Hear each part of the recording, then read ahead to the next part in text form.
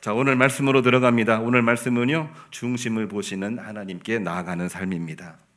우리들의 삶은 정말 방향을 잘 정할 필요가 있지요.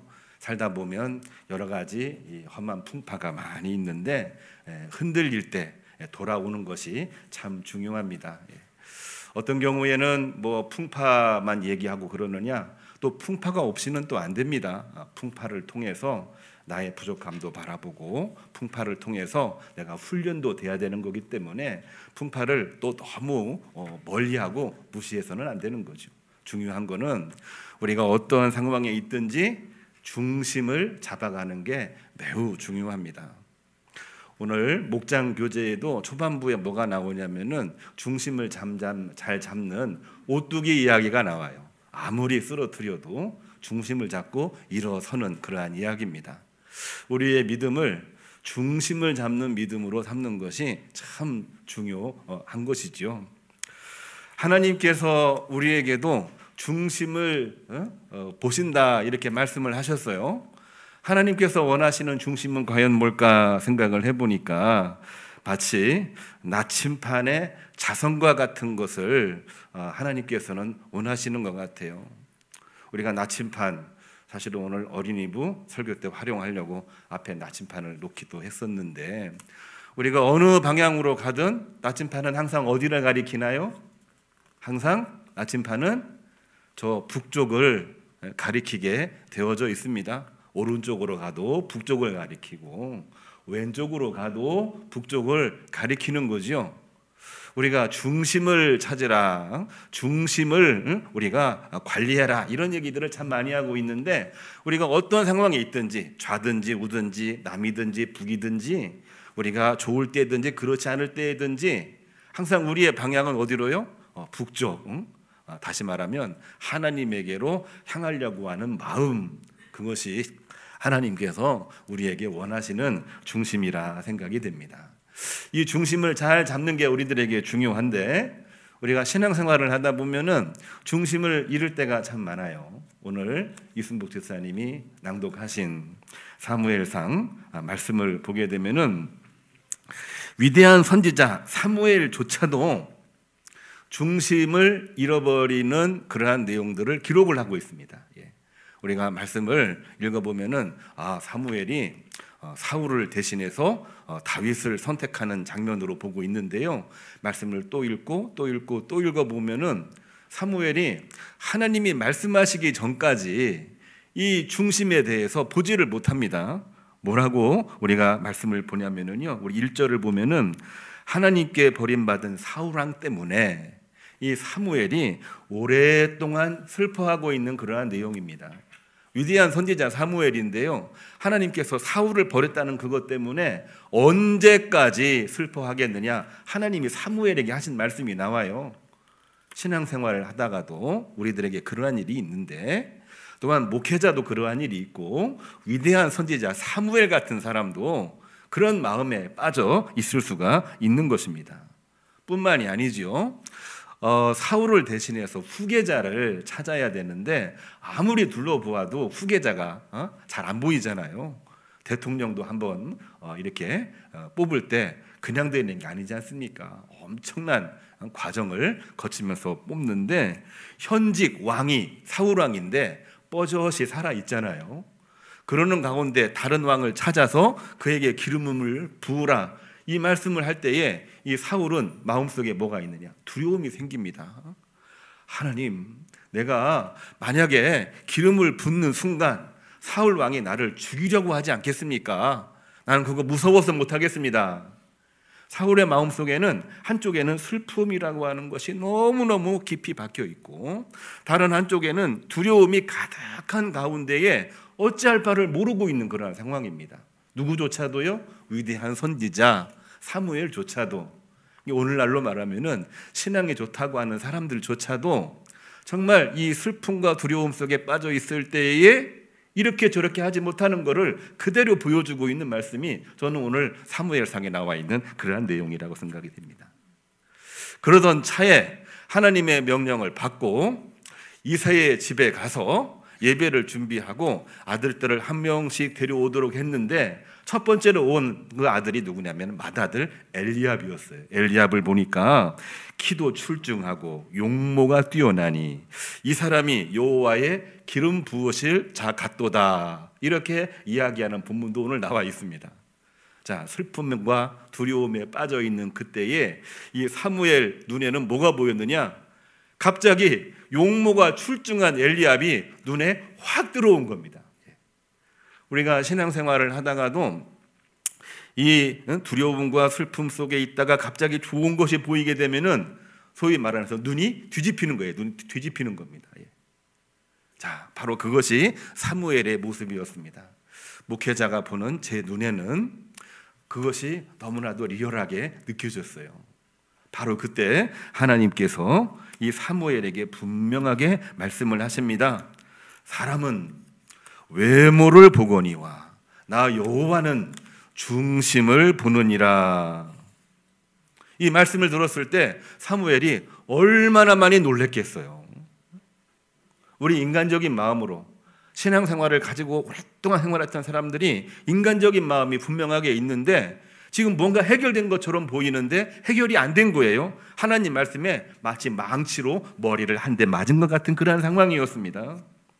그 말을 듣고 다시 한번 노력을 해서 하나님께서 원하시는 사람이 누구인지 계속 봐야 되겠다 해서 엘리압의 뒤를 이어서 다른 형제들을 7명 차례대로 다 봤는데요, 그거를 볼 때마다 이 사무엘은 그 중심을 볼 수가 없었습니다. 언제 보았느냐?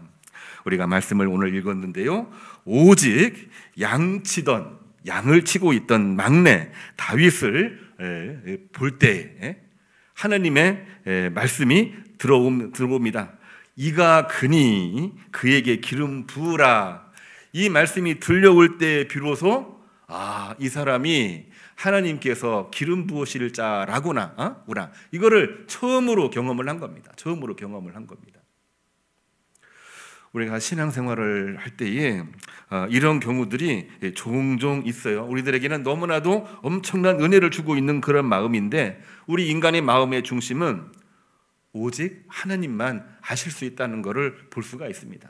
사람의 눈으로는 상황에 따라, 사람의 생각으로는 수많은 여러 가지 상태에 따라서 힘들게 보이기도 하고 어떤 경우에는 굉장히 좋게 보이기도 하는데, 하나님은 겉모양이 아니고 우리의 중심을 보신다. 그거를 분명하게 말씀하셨고 보려고 노력을 해도 잘 보이지 않는 거예요. 우리의 중심은 하나님만이 아실 수가 있는 것입니다. 우리가 어떻게 해야 될까? 우리는 그 일들을 위해서 오늘 말씀을 통해서 우리가 본 바는 하나님 앞에 끊임없이 나가는 것밖에 없다. 하나님 앞에 나가라. 하나님 앞에 나아가라. 하나님 말씀에 귀를 기울이고 하나님의 뜻이 무엇인지 끊임없이 구하며 나가는 것이 바로 중심을 볼 수 있는 유일한 길이라고 하는 것을 확인해 볼 수가 있습니다. 그렇다면 하나님께서 우리에게 원하시는 마음의 중심은 과연 무엇일까요? 자, 다시 원초적인 질문으로 돌아왔지요. 말씀을 읽으면서 저는 한 가지 의문을 가졌습니다. 어떤 의문인지 한번 들어보시기를 바랍니다. 하나님은 왜 엘리압의 키와 용모를 보지 말라고 말씀을 하시면서 그렇게 분명히 말씀하셨죠. 다윗의 아름다운 용모를 보시고 이가 그니 그에게 기름 부으라, 이러한 말씀을 하셨을까요? 말씀을 읽으면서 저는 앞뒤가 안 맞는 말씀을 발견하게 됩니다. 우리 교우님들도 오늘 말씀 읽으면서 혹시 발견을 하셨나요? 엘리압의 키와 용모에 대해서는 보지 말라 말씀을 하시면서 다윗이 걸어오고 있는데 그 모습을 보고 이가 그니 그에게 기름 부으라, 이렇게 말씀을 하시고 있는 것이거든요. 이해가 안 되는 그러한 부분입니다. 그래서 그 내용을 우리 한글 성경 말고 이 히브리어 원전을 보니까 12절에 사용된 히브리어 이 토브라고 하는 단어가 거기에 아름다움을 표현하고 있는 그러한 단어였습니다. 이 토브에 대해서 한번 열심히 찾아봤어요. 대체 이게 뭔가?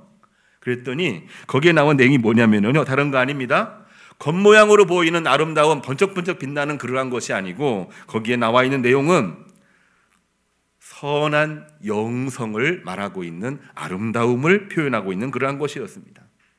어떠한 상황에 있든지 하나님을 향하여 눈을 들려고 하는 마음, 어떠한 상황에 있든지 하나님의 말씀을 가지고 이 문제를 풀려고 하는 마음, 선한 영성을 말할 때 토브라고 하는 이 아름다운 단어를 사용을 했어요. 그러니까 우리가 성경을 보면서 좀 이해가 안 된다 그럴 때는 영어 성경이나 아니면 히브리어 원전을 한번 볼 필요는 있는 겁니다.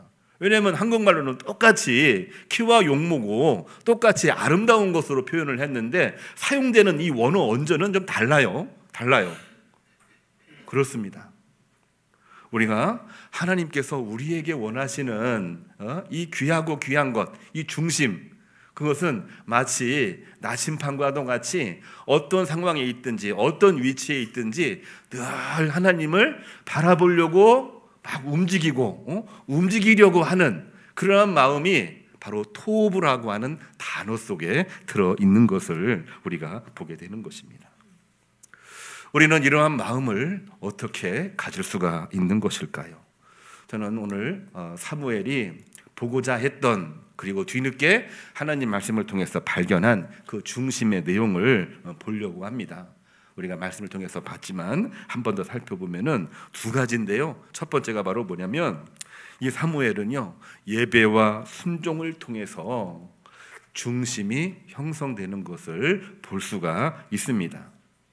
위대한 선지자 사무엘조차도 버림받은 사울왕 때문에 슬픔과 두려움에 사로잡혀 있습니다. 얼마나 슬퍼요. 내가 기름 붓고 오랫동안 내가 정말 지도하면서 이 이스라엘을 건국하고 이끌어 왔는데 그 왕을 하나님이 버리셨으니까 얼마나 큽니까? 영적인 고통이에요. 내가 하나님의 은혜로 지금 살아가고 있는데 하나님이 나를 버리신 거예요. 얼마나 큰 영적인 고통입니까? 다른 왕을 세우라고 하는 말은 더 무섭습니다. 왕이 있는데 다른 왕에게 기름을 부으라. 사울 왕이 칼을 들고 죽이려고 할 겁니다. 다윗도 그것 때문에 거의 오랫동안 쫓겨다니면서 고초를 당했는데 사무엘이 그러한 상황에 있는 거예요. 사람에게 슬픔과 두려움이 같이 온다고 하는 것은 굉장히 위험한 겁니다. 굉장히 위험한 상황이에요. 바로 그러한 때에 지쳐있는 선지자 이 사무엘에게, 지쳐있는 목회자 이 사무엘에게 하나님께서 뭐라고 말씀을 하셨냐면요, 그러면 너는 예배하러 왔다고 이야기를 해라. 그리고 나에게 예배를 하라. 이렇게 말씀하시는 내용이 여기에 나와 있습니다. 우리가 가장 힘들 때, 우리가 어떻게 해야 될지 판단이 안 될 때, 이렇게 해도 문제가 되고 저렇게 해도 문제가 되고 있을 때, 그럴 때 많잖아요. 그럴 때 우리는 어디를 바라보라는 얘기입니까? 눈을 들어 어디를요? 저 하나님을 바라보라. 예배하라 이겁니다. 누가 뭐라고 해도 내가 지금 예배하러 왔으니까 지금 나한테 그 얘기하지 마세요.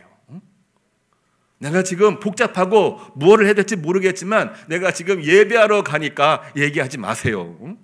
그렇게 하면서 이 사무엘이 예배 준비를 하고 그 장소에 누구를 초청합니까? 이새를 초청합니다. 아들들을 다 성별해서 차례차례로 대기를 시킵니다. 자기가 보기에는 어떤 사람이 왕이 될지 정말 기대를 하고 봤는데 하나님이 아니래요. 무슨 얘기입니까? 하나님의 음성도 예배 중에 들려온 겁니다.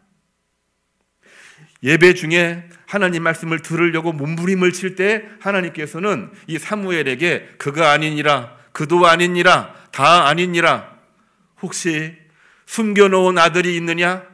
예, 있긴 한데 그는 지금 다른 형들을 대신해서 저 들에서 양을 치고 있습니다. 그를 데려오라.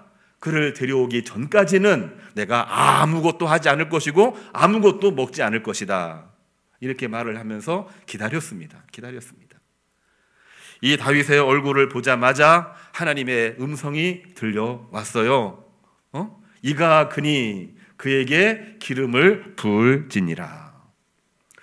우리가 하나님이 주시는 영성, 이 선한 영성, 하나님이 원하시는 이 중심을 가지려고 하면은 하나님 앞에 나아가는 그 순간 이외에는 그 어디에도 없는 줄로 믿으시기를 주님의 이름으로 축복합니다. 예배에서 승리하시고 예배에서 은혜를 입으시고 그러는 가운데 모든 일상에서 하나님이 주시는 능력으로 승리하시기를 주님의 이름으로 축복합니다. 두 번째로는요, 이 사무엘의 문제이기도 하고 또는 오늘날 우리의 문제이기도 해요. 현실과 합리를 초월하는 믿음을 우리는 기도해야 되는 줄로 믿습니다. 우리는 늘 현실을 바라봅니다. 그리고 현실을 볼 때마다 뭐가 합리적인가 여기에 집착하게 되는 것입니다. 우리들에게 현실과 합리가 없다면은 대한민국 국민이 아니지요. 지금 세계가 대한민국을 아주 위대하게 보고 있습니다. 현실적이고 합리적인 나라, 민주화로서는 가장 잘된 나라로 이렇게 칭송을 하고 있어요. 그거는 자랑스러운 일이기도 하고 우리 한국인의 정체성이기도 합니다. 오늘날 우리가 가지고 있는 아주 위대한 점이지요. 근데 믿음이라고 하는 관점으로 보게 되면은 현실과 합리를 뛰어넘을 필요가 있는 것입니다. 왜? 현실과 합리에만 집중을 하게 되면은 하나님의 크고 넓으신 계획을 우리가 보지 못할 때가 많기 때문에 그렇습니다. 하나님을 향한 믿음, 그 믿음이 우리에게 분명하게 있는데 현실과 합리가 그거를 방해할 때도 있어요. 우리는 뛰어넘어야 되는데 현실 안에서 안주할 때가 너무나 많기 때문에 그런 것입니다. 말씀도 마찬가지입니다.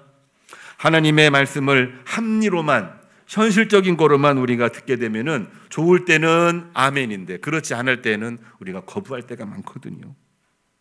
순종할 수 없는 이유만 계속해서 늘어나게 되는 것이 우리들의 현실과 합리가 가지고 있는 한계점이라고 하는 것을 우리가 기억을 해야 됩니다. 성경을 보면은요, 하나님께서 사무엘을 통해 기름을 부었던 사울왕, 처음에 기름 부었을 때 얼마나 출중했습니까? 외모도 출중했고 다른 사람보다 머리가 하나 더 있더라. 그가 갑옷을 입으니 모든 블레셋 민족들이 떨었더라.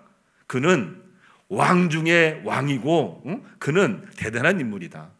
다 그렇게 인정을 했어요. 사무엘도 처음에는 믿음이 좋았습니다. 그런데 시간이 지나면서 하나님 말씀을 거부하기 시작을 해요. 불순종하기 시작을 합니다. 그때마다 사무엘은 한마디씩 해요. 하나님에 대한 것도 중요한데 내게 지금 중요한 것은 현실입니다. 합리입니다. 하나님께서 다 진멸하라고 했던 모든 전리품들 우리 이스라엘 민족들에게 나누어 주면은 얼마나 좋겠습니까? 얼마나 현실적이에요. 그렇죠.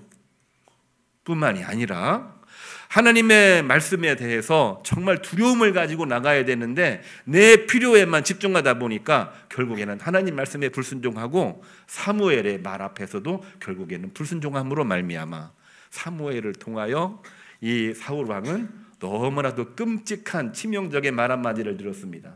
내가 하나님을 버렸으므로 하나님이 당신을 버렸습니다.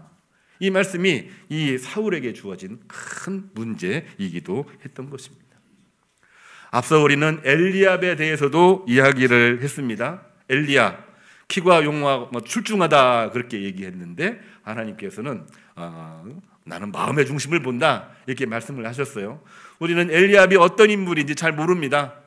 그 마음도 우리는 보이지를 않아요. 그런데 성경 말씀 사무엘상 17장 28절 조금 뒤로 넘어가서 보게 되면은 이 이스라엘 민족과 블레셋 민족 골리앗과의 전쟁이 나와 있는 것을 보게 됩니다. 거기에 이스라엘 민족들은 블레셋 민족을 보자 다 기골이 장대하니까 두려워 떨었고 골리앗은 키가 9척 2m 70. 이 보기만 해도 그냥 아무것도 못하는 겁니다. 그냥 머리 숙이고 아무것도 못하는 거예요.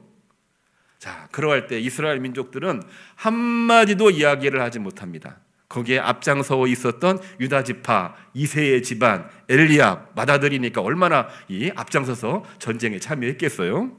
거기에는 한마디도 못하고 있는데 이 형들에게 전쟁 물자, 음식을 가지고 오고 있는 이 다윗이 있었습니다. 다윗을 보자마자 이 엘리압이 뭐라고 얘기했냐면은 너가 지금 한가하게 여기 놀러 왔느냐? 전쟁터가 무슨 구경거리라도 되느냐 하면서 이 다윗을 조금 조롱하는 그런 표현이 나오고 있습니다.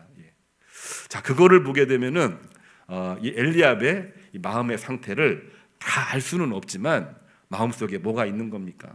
사실은 하지도 못하면서 작은 일에 짜증을 내고 있는 모습을 우리가 보게 되는 것입니다.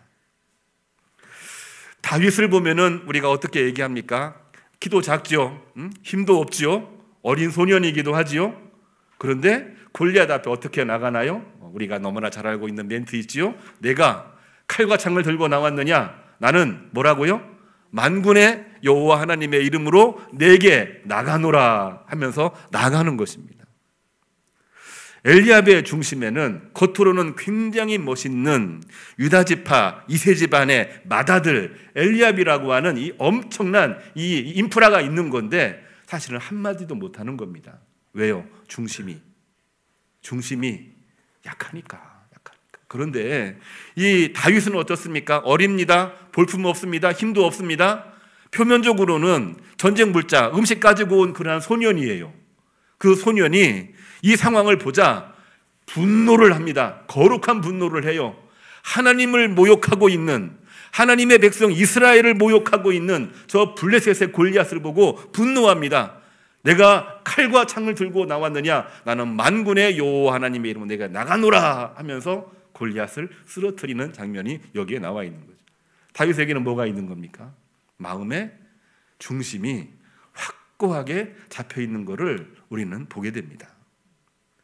사무엘도 마찬가지입니다. 사무엘도 처음에는 위대한 선지자이긴 했지만은 너무나도 약한 모습을 보여요. 그러나 예배를 통해서 또한 하나님 말씀을 듣는 과정을 통하여 그러는 가운데에 하나님의 말씀을 통해서 힘을 얻고 거기에 용기를 내서 다윗에게 기름을 붓고 축복의 기도를 합니다. 다윗이 하나님의 영에 감동이 되었다. 오늘 맨 마지막 말씀에 나와 있는 말씀이 되는 것입니다. 오늘 우리는 말씀의 주제로 다시 한번 돌아옵니다. 중심을 보시는 하나님께 나아가는 삶. 하나님께서는 우리의 많은 것들을 보시고 계시죠. 모르는 것이 없죠. 나보다 나를 더 잘 아시는 분이 바로 하나님이시죠. 그런 하나님이신데, 그런데 하나님께서는 우리의 그 많은 것들 중에서도 무엇을 보시느냐? 우리의 중심을 보시는 줄로 믿으시기를 주님의 이름으로 축복합니다. 예배를 통해서 우리 마음이 만들어지는 것을 원하셔요. 또한 현실에서 현실적으로 합리적으로 살고 있긴 하지만 거기에 머물지 말고 일어서서 나오기를 원하고 계십니다. 거기에 역사하십니다. 거기에 하나님께서 오른팔의 권능의 손으로 이렇게 세워주십니다. 금년 2025년도도 수많은 일들이 벌어졌는데요.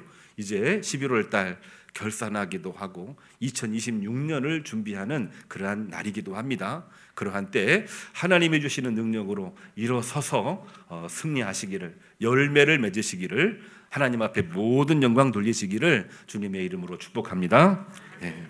우리 주신 말씀을 가지고 파송의 노래 함께 부르겠습니다.